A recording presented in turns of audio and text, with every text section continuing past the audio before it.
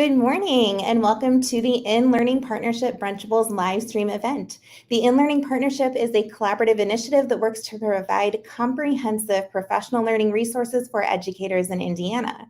Powered by the Indiana Department of Education, the Indiana Learning Lab, and Keep Indiana Learning, the In-Learning Partnership offers a wide range of resources and live events that equip, enhance, and empower Indiana educators with the tools they need.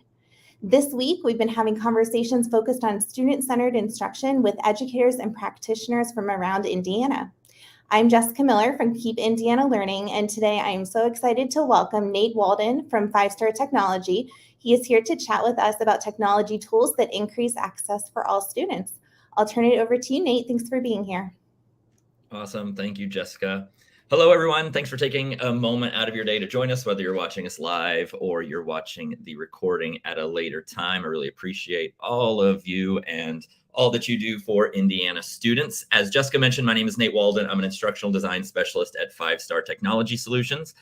Part of my job is also to work on the team that brings you the Indiana Learning Lab. So I'm super excited to be part of this In-Learning Partnership event.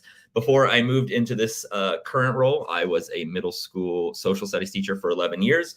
So I do have classroom experience, and I'm really excited to share with you some digital tech tools that are free.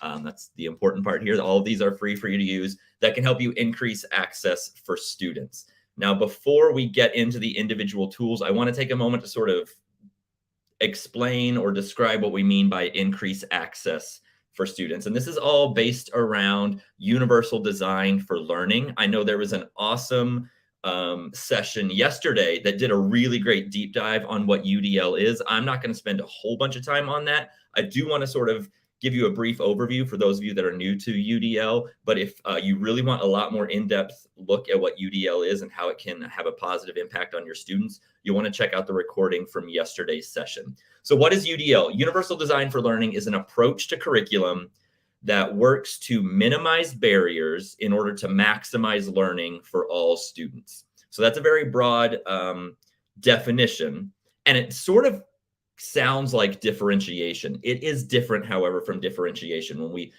Most of you as educators are used to differentiating your lessons, meaning that a select group of students have been identified as needing additional support in order to meet their learning goals. And so we provide specific accommodations to that specific group of students in order for them to achieve the results that we're looking for. Universal design for learning takes that concept, but the key here is that we're talking about universal supports. So these are scaffolds that we are embedding into our lesson design that are available to all students. So we've identified potential barriers to learning, and we're providing scaffolds that are available to all students that ideally they can self-select, choose whether or not they need them or want to use these scaffolds in order to maximize the learning.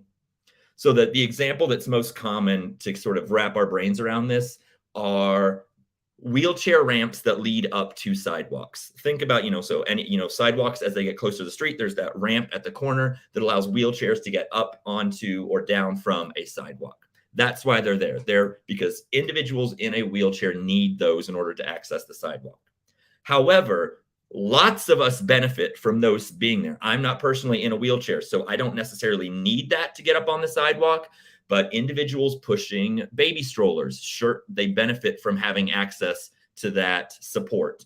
If you're pushing a grocery cart up onto a sidewalk, or you are pulling some heavy luggage behind you, or you're on a bicycle and trying to access a sidewalk, lots of people benefit from that support being there that was probably designed for wheelchair access, but that benefit also benefits all of us. So that's kind of the idea of universal supports as opposed to individual accommodations. So UDL is divided into 3 principles. They have the engagement principle, the representation principle, and the action and expression principle. The tools that I'm going to be focusing on today are going to assist us as educators in the representation principle. When we talk about the engagement principle, we're saying how are we engaging our students in a lesson and keeping them motivated throughout the lesson? The action and expression principle focuses on how our students are demonstrating their learning to us. The representation principle focuses on how are we presenting information to students? How are they interacting with the learning materials and activities that we're presenting to them? So the tools we're going to explore today help us minimize barriers to learning when we are presenting information to students. Again, very quick overview of UDL. Check out yesterday's recording to get a really great deep dive on UDL. So the other thing I want to mention before we move into the tools is I'm going to provide you with a takeaway at the end of this session today that has links to all of this stuff that I'm about to cover. We're going to cover a lot of it in about 25 minutes. So I'm going to have to really kind of race through some of these. Don't feel like you need to jot everything down. I've got a takeaway that you're going to be able to have access to that has links to all of that stuff later on. All right, the first set of tools I want to discuss is all around closed captions, which I'm sure we're all familiar with. Closed captions are those words that scroll at the bottom of a video, initially intended for individuals that are hearing impaired. So ensuring that any video that we share with our students has captions allows hearing impaired students to access that information. But again, we're talking about universal support. So this isn't just about our students that are hearing impaired. Think of all the other ways that having captions can help your students regardless of their hearing ability. Okay, so some other groups of students that might benefit from this are English language learners. We know evidence shows us that they increase their fluency in learning the language by not only hearing the words, but being able to read them at the same time. Or some students might be stronger in their ability to read the English language over hearing it. And so having the captions is beneficial for them. Think about your students that forgot their headphones in class one day and they're trying not to disturb the entire class while watching a video. So they might have it at a super low volume, and having the captions on allows them to get rid of that barrier and maximize their learning. Maybe I'm trying to do some schoolwork in a crowded cafeteria or auditorium or gymnasium. The captions are going to help me get information from this video. So this isn't just about our students that are hearing impaired. All of our students can benefit from ensuring that the videos that we're showing include closed captioning. So I'm going to show you a couple of different tools that make closed captioning easy and available. And here's the other thing I want to point out before we get into a lot of these tools. This might sound like it's going to require a lot of additional time on your part as the educator when lesson planning. If I have to embed all of these scaffolds into every single lesson, how much time is that adding? I'm hoping that you're going to see by the end of our time today that this isn't going to really require a lot of time on your end. You just need to make sure students know that these closed captionings are available. That's a 5-minute thing at the beginning of the year. And then anytime they need to use them, they are self-selecting them. The scaffold is there. I've taught you how to access it, and you can self-select when we get to the lesson itself. So I first want to start off with YouTube because I think that's where we get most of our videos as educators. YouTube has so many great resources available to you absolutely for free. And captions are built into YouTube videos. They have a great AI in YouTube that even if I upload my own video, it will caption it for me. It's not instant. It takes a little while, especially if it's a longer video, but they will close caption for you. Is it perfect? No, there's no punctuation. Sometimes they might get a word wrong if you're not enunciating properly, but you can go in and edit the captions, but at least they create that for you. So that's super awesome. We're going to talk later about how you can create your own videos, but YouTube is a great place to make sure your students know that these captions are available and know how to use them. I'm going to just show you real quick how to do that. So I have a video from a previous in-learning partnership event. I'm going to go ahead and play the video. I have it on mute, so you're not going to hear any sound. The caption button is right here. All you have to do is make sure your students know where to find it. Click it to turn it on, and you're going to see the captions. These were automatically generated by YouTube. These were not uploaded by the in-learning partnership. This is an automatic AI translation. It is very accurate. Again, punctuation and capitalization might not be there, but it's obviously a huge support for students that might need access to that. Something else I want to show you, we're going to talk about some tools later that help with translation, again, for our English learning students. But I can go in here to my settings gear when I'm in YouTube and click on this subtitles and change it from English to auto translate, and it will automatically translate into any of these languages. So I can just switch this over to Spanish. So if I'm a student where I'm a stronger Spanish speaker and I'm still working on developing my fluence in English, I can just translate automatically and have the captions in YouTube translate to a language that I am stronger in. So that is one example of how we can utilize captioning. YouTube is a great resource for that. Another is if you're meeting virtually and you're using Google Meet. Again, YouTube is a Google product, so that same AI that's allowing automatic captions can allow for automatic captions in a live virtual meeting. All you have to do is click on that close caption button, and that is going to turn on captions for you. What's great, you can kind of see in this GIF later on here, not only is it captioning, but it's identifying who's saying it. So in a Google Meet, you're going to have multiple speakers. But you can see down here, it says that that was me speaking. If this was a back and forth, it would show you who was speaking at what time. Again, free resource. You can choose whether or not to turn on captions. Students can self-select that if you're in a meeting or maybe you're having a parent-teacher conference. And again, this could be a parent that perhaps English is not their primary language. You can see in this GIF, you can also not just turn on captions, but you can come down here to the translation options and translate into French, Portuguese, or Spanish. And that's an immediate translation that's available if you are using Google Meet to have virtual meetings. So another great captioning option there.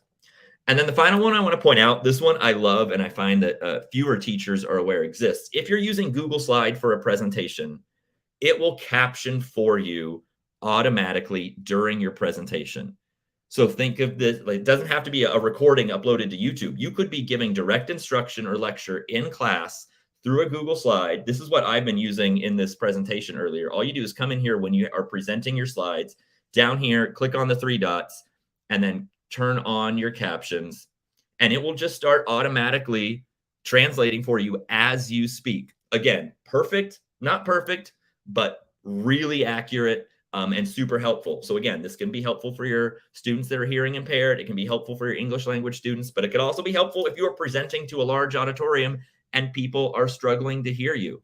All you need to make sure is the device you're using has a built-in microphone. My MacBook that I'm currently using does. And so you can see it's translating for me as I speak with pretty good accuracy. So that's available in Google Slides for your direct instruction. So let's move on, staying with videos. Let's move on to talking about recording our own videos. Recording videos is a super powerful game changer for how we get content to students. Think, when I first started teaching, we did not have access to all this one-to-one technology. We were in a very traditional setting. So the gatekeepers to information for my students were me and our textbook. So if I lectured on Tuesday and I was presenting a bunch of information to my students and they were absent on Tuesday, if you're a student that was absent on Tuesday, you were sick or you got called to the office during class, you were not in my class, there's no way for me to get you that lecture. So you just had to rely on the textbook for any information that you missed. What's great about recording videos, and I'm not saying you don't need to, there's no room for direct instruction. You can still lecture in class if that's something that's working for you. But I also would encourage you to make sure that lecture is recorded and that you can make that recording available to your students. So students that might have been absent, or some students benefit from hearing it more than once. Some students, again, might have a hearing impairment that made direct instruction difficult, and you can make a recorded video available with captions to them. Again, these are lots of benefits for all of your students if you are using recorded video. Once you've got the video recorded, you can upload it to YouTube and use all of the captioning scaffolds that we talked about earlier.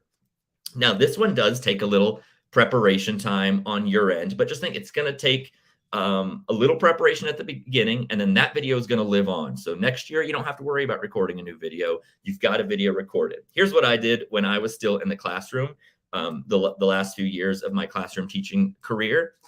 I taught middle school social studies, so I might teach the same U.S. history class 6 times throughout the day. And if you've been teaching for any amount of time, the more you give that lecture, the better it gets. So first period always kind of got the weak version of the lecture, and by 6th period, I was knocking it out of the park because I knew exactly what questions they were going to ask. I knew what parts I needed to highlight. And so at the end of my day, after I had mastered that lecture and I had got it succinct and I wasn't rambling. I knew exactly what points I wanted to make. I just did it one more time, recorded myself for 10 minutes making that video, and then made that available to any students that either wanted to hear the lecture again or weren't there to hear it.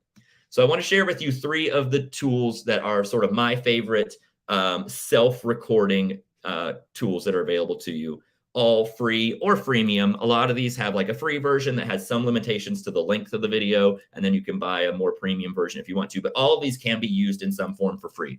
There's Screencastify, Loom, and Screencast-O-Matic.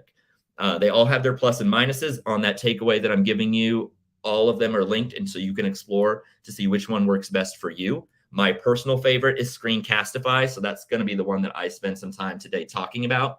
It's just an extension that you download for Chrome. So you're using a Chrome browser, you go to the Chrome web store, you download the Screencastify extension, and then it just lives up here. You can kind of see it. It's sort of a salmon coral colored arrow that just lives in your Chrome browser. And anytime you're ready to record a video, all you have to do is click on that extension. It's going to open up this Screencastify window. You make sure your microphone is enabled. If you want to include yourself, so you would have a picture of yourself on your webcam, you could include that as well. You can decide whether you want to record what is on just one specific browser tab, your entire desktop, or you can just record a webcam only video. You click record. I have multiple screens, so I'm going to tell it which screen I want it to record. It's going to do a little countdown. And now it's recording me. It's recording my microphone. It's recording my screen. And then when I'm done, I just click that extension again, click stop. It saved the video right here. So here's the video that I just recorded. The sound is off, so you can't hear me, but save the video, and it's uploading it to my Google Drive. I can trim things, so I can cut off the beginning and the end. I can do whatever I want. And then this video can be downloaded and then uploaded to YouTube. It will automatically caption it for me, and I'm good to go. So super simple extension to use. This one's my favorite, but Loom and Screencast-O-Matic are also great tools as well. So again, after our session today, you can take some time to explore those 3 on your takeaway document and figure out which one works best for you. But it's super simple way to record videos. And again, that's just an additional scaffold for students that might need it. Because once it's recorded and you've got it uploaded to YouTube, the captions are there. You have the ability to speed up or slow down the playback. So that can be beneficial for some students. Maybe, I got this and I just want to hear the lecture again, but I can kind of speed you up because I got it the first time. Those students can self-select that scaffold if they need to. If you were absent, if you were called out of class, all of those things, recorded videos really help, again, minimize some barriers. Student was absent. How can I maximize learning to get through that barrier? Provide a recording of the lecture that you gave that day. So that's, again, a great way to utilize UDL to increase access for your students, recording your lectures. All right, now let's talk about how we're displaying content for students. These are all, again, you need to teach the student how to use the tool for 2 or 3 minutes at the beginning of the year. And then that student has access to that and can self-select when to use some of these scaffolds.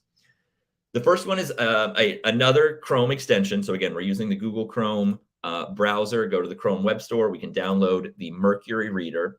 The Mercury Reader is an extension that takes an online article, a piece of text that you found online, and eliminates all of the distractions that can be around that article and just gives you the text and the images. So we all know that we have students that can sometimes get distracted by the suggested videos off to the side or the advertisements that are connected to that online article. And they get distracted by all of that stuff that's around, and they're missing the point of the article, the text itself. So the Mercury Reader takes a piece of text, gets rid of all of the distractions, and just presents the student with the text. So all we have to do is make sure our students have access to that extension and then know how to use it. And then a student can self-select when they feel like they would benefit from using the Mercury Reader. So I'm going to show you what that looks like. I've got this CNN article here that has all of these advertisements around it, all these things that can kind of be distracting. This thing breaks up the article right here in the middle. I've got this, mailing list I can sign up for. And if I come up here to, it's this little rocket extension, if you can see that up here, if I click on that, it's going to open the Mercury Reader. And now I just have a really clean version of the article with the included images, no distractors, much easier to read.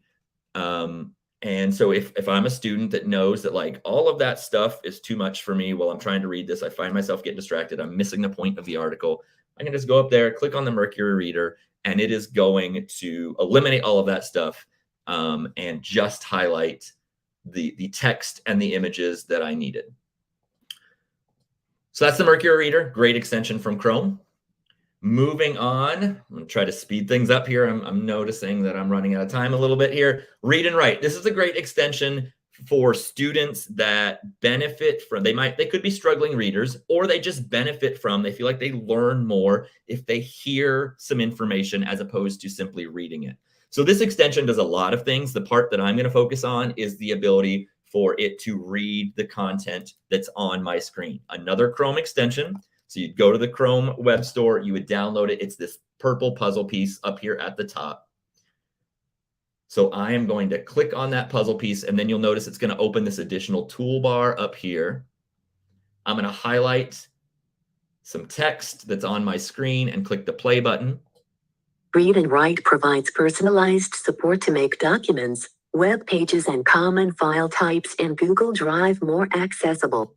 So super easy. I can self-select when I feel like I need that. Got my headphones on. We're assigned some reading in class. I can pull up the Read and Write extension and have it read to me as I read along if that's something that I feel I would benefit from. Again, no additional planning time needed for you as the teacher. Make sure the students have access to the extension. They can self-select when they want to use it. When I'm ready to close it, I just click on this X over here and the extension goes away. All right. My computer is now struggling a little bit. We're going slow. Okay, here we go. The next one I want to talk about, this one's for you as the teacher, not for the student. And it's the Web Aim Contrast Checker. When you are designing, maybe you're designing some slides for a lecture you're going to give, and you're trying to be really creative and you're using color because you want it to be engaging. It's important to note that in order for our students to be able to access and apply or use the content that we're creating for them, that we're not using colors that make it difficult to see, right? A lot of times we like the two colors together, but they don't really work for accessing the information. And so if you're ever wondering, like, if I use this color background and this color font for this slide, is it easy for my students to read this? Are they going to be able to see it? This allows you to check contrast between colors, and it'll tell you whether or not those two colors work together as far as accessing, being able to access the information and read it. So the example I chose was like this green color for my font and having a white background. And all I did was put in the hexagonal code for those colors, and it's letting me know if that passed or failed. So this one said failed, do not use it. I'm sure, as you can see, that white background and that green text makes it very difficult for you to read this. And so my students would struggle to read this. So I'm not going to want to use those two colors together. If I change the background to black, however, suddenly I passed that test, and it is easy for my students to read. So a lot of times we want to use a lot of color to make sure that our slides or our digital worksheets or our websites look super engaging and inviting for students to want to interact with. But as we use color, we need to make sure the colors we're using are not making it difficult for students to be able to view and understand the content. So this is just a website that, again, I'm linking on your takeaway, that all you have to do is insert your foreground color, your background color. And once you do that, it will tell you whether or not those two colors together pass or fail as far as accessibility. So it's another great free tool for you to use when displaying content for your students. Final section that I want to talk about is for our English language learning students. We already talked about how captioning can be auto-generated and auto-translated, so we're not going to repeat that stuff, but here's a couple additional tools that you can use to help with students that maybe are still working on their English fluency.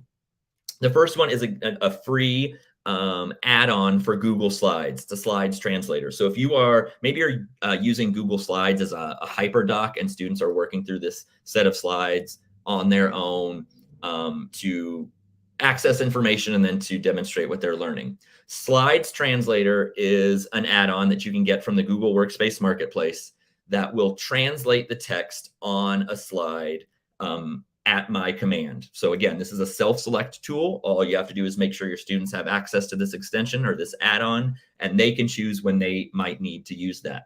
So I'm going to show you as an example on this particular slide. I've already downloaded the add-on, so you'll have to do that first. Once you have the add-on, you just go to Slides Translator, translate text box. It's going to open up this window to the side. I'm going to select the text that I want it to translate. I'm going to come up here and select the language that I want to translate it to. All of the more common languages are at the beginning of the list here, and then it goes into an alphabetical order list. Look at all of these you have to choose from. That blows my mind.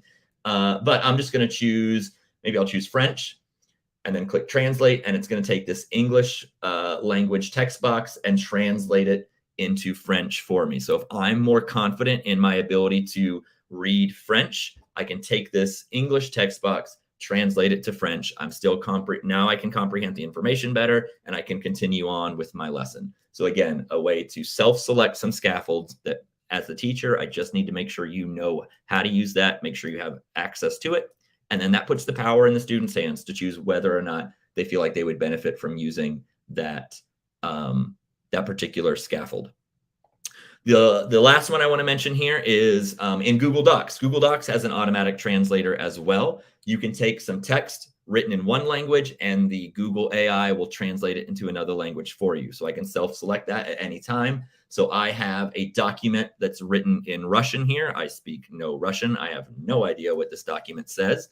All I have to do is come up here to Tools, Translate Document, choose the language I want to translate it to. So I speak English. I'm going to translate to English. It's going to open. So it's not going to affect my original document. It's going to make a copy of that document. So now I have a second document that's translated into English. And now I can see, oh, this is just the theme song from Friends. So I didn't know that in Russian, but now I know that in English. And now I can do whatever I need to do in class with this particular document. Okay, that was fast. That was a lot. Again, I promised you a takeaway with links to all of the stuff that we covered. So here's that takeaway. It's just bit.ly/brunch tools, no spaces, lowercase letters. I'll leave that up for a second. But there you're just going to find a PDF that has links to all of the tools that we discussed. Some of them I've included some tutorials on how to use them, so you can do a deeper dive, especially like those video recording tools that I only featured Screencastify, but Loom and Screencast-O-Matic are great as well. So you can explore all of those if you just go to bit.ly/brunch tools. I have one more ask before we go. And that is, this has been a lot of fun. I believe I'm the last of the Brunchables in Learning Partnership event for June. Our event for July is a School Year's Eve event that I'm looking for some assistance from all of you. So what we're looking for School Year's Eve is your best back to school tips. We are trying to access as many back to school tips as we can get from teachers all over the state of Indiana. If you go to this Flipgrid, either scan this QR code or go to this Flipgrid, or actually they just changed their name to Flip. They're not Flipgrid anymore. I don't know if you saw that. That just went down at ISTE. But the address still works, flipgrid.com/ and then those letters and numbers. You will see 10 prompts for different back to school tip suggestions. Choose one of those 10 prompts and record a short 90-second video explaining what your best tip for that prompt is. We're trying to, again, curate as many of these tips from teachers around the state. And then at the end, the last 2 weeks of July, we are going to start posting a curated video of each of our favorite back to school tips that we can share with teachers across the state. So please, please, please take a moment to go check out this Flipgrid for School Year's Eve and provide your back to school tips. With that, I want to thank you all for joining. Jessica, welcome back. If you want to reach out to me, my contact information is there on the screen, but I really appreciate you guys all taking the time today to help your students access information a little easier. Absolutely. Thank you so much, Nate, for being a part of the In Learning Partnership Brunchables event. We so appreciate your time and all of the resources that you provided us today with building awareness of some of those ready-to-use ways that we can make learning more accessible for all students. We really appreciate the time and resources, and I cannot wait for School Year's Eve. I'm going to be checking that out. That'll be super fun to look into. Thank you so much to all of our viewers. We love being partners in learning with you. Please be sure to follow the hashtag InLearningPartner and the partners on Twitter to catch all of the events, promotions, and conversations. You can find the Indiana DOE at EducateIN, the Learning Lab at IN Learning Lab, and Keep Indiana Learning at Keep IN Learning. The collective mission of the In Learning Partnership is to serve educators by bringing together our respective skills to provide learning opportunities that are accessible, impactful, and aligned. Join us in that mission by sharing this video with a fellow educator, and please leave us a comment to let us know what other topics you would like to see addressed by the In Learning Partnership. Also, make sure that you are checking out the partnership calendar on the DOE website for future partnership events. Thank you again so much for joining us, and we'll see you next time.